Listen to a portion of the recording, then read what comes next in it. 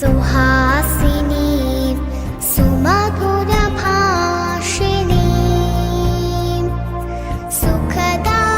রিয়া দিদি, একটা কথা বলো তো, আমরা প্রতি বছর স্বাধীনতা দিবস পালন করি, পতাকা তুলি, জাতীয় সঙ্গীত করি, মিষ্টি খাই, কিন্তু আমরা সত্যই কি জানি এই স্বাধীনতা দিবস আমরা কিভাবে পেয়েছিলাম? সত্যি বলতে আমরা ইতিহাস বইয়ে পড়েছি ঠিকই, কিন্তু আমাদের এই স্বাধীনতার পেছনে কত মানুষের ত্যাগ ছিল তা আমরা এখনো বুঝতে পারিনি। হ্যাঁ, তুমি ঠিকই বলেছ। আজ আমরা এই স্বাধীন দেশে বসে নিজের মতো কথা বলতে পারি, বই পড়তে পারি, নিজের মতো ভবিষ্যৎ গড়তে পারি। এর পেছনে অনেক মানুষের আত্মত্যাগ রয়েছে। তাহলে আজ আমরা একটা কাজ করি, শুধুই আমরা স্বাধীনতা দিবস পালনই করব না, স্বাধীনতার অর্থটাও জানার চেষ্টা করব। হ্যাঁ, ভারতবর্ষ বহু বছর ব্রিটিশ শাসনের অধীনে ছিল।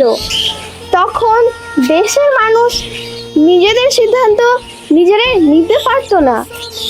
অন্যায়, পরের বোঝা ও বৈষম্য, নানা অত্যাচারের বিরুদ্ধে ধীরে ধীরে মানুষের মধ্যে প্রতিবাদের আগুন জ্বলে উঠল।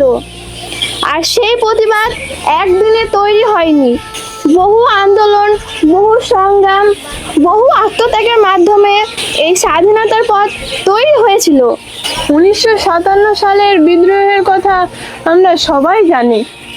এরপর ধীরে ধীরে স্বাধীনতার আন্দোলন আরো শক্তিশালী হয়ে উঠেছিল। তারপরে এলো অসহযোগ আন্দোলন, আইন অমান্য আন্দোলন, লবণ সত্যাগ্রহ, ভারত ছাড়ো আন্দোলন।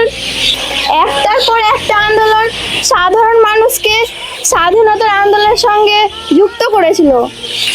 আর এই আন্দোলনে শুধু পুরুষ নয়, অসংখ্য নারীরাও এই আন্দোলনে গুরুত্বপূর্ণ ভূমিকা নিয়েছিল।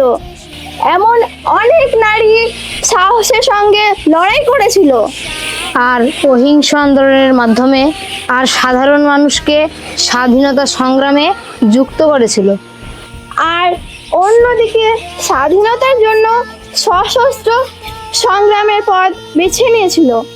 তার সেই বিখ্যাত আহ্বান, তোমরা আমাদের রক্ত দাও, আমি তোমাদের স্বাধীনতা দেব, আজও মানুষকে অনুপ্রাণিত করে। তোমরা কি কখনো ভেবে দেখেছ, যারা স্বাধীনতার জন্য লড়াই করেছেন তারা যদি নিজের জীবনের কথা ভাবতেন, তাহলে কি আমরা স্বাধীন হতে পারতাম? হয়তো হতে পারতাম না। কেউ জেলে গেছেন, কেউ অত্যাচার সহ্য করেছেন, কেউ নিজের জীবন পর্যন্ত উৎসর্গ করেছেন। তাদের একটাই স্বপ্ন ছিল, একদিন ভারত স্বাধীন হবে। আর সেই স্বপ্ন পূরণ হয় 1947 সাল 15ই আগস্ট। ভারত ব্রিটিশ শাসন থেকে স্বাধীনতা লাভ করে।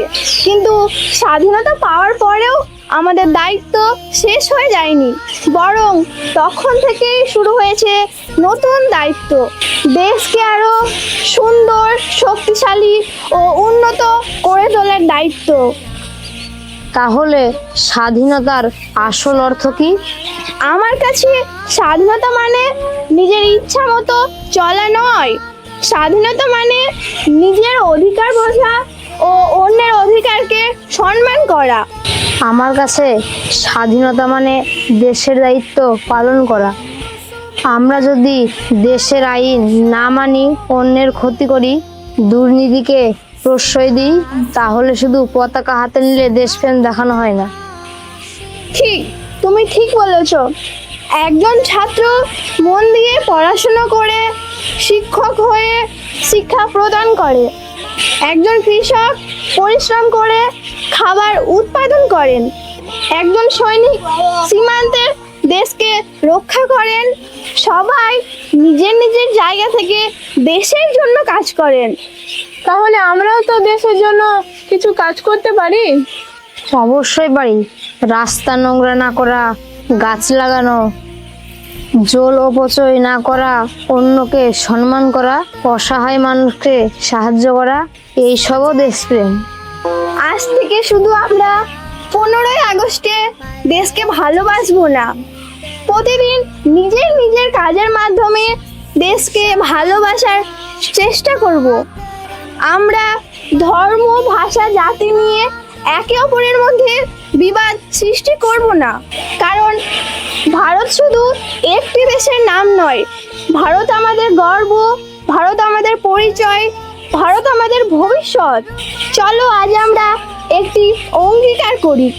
আমরা দেশকে ভালোবাসবো। আমরা দেশের আইন মেনে চলবো।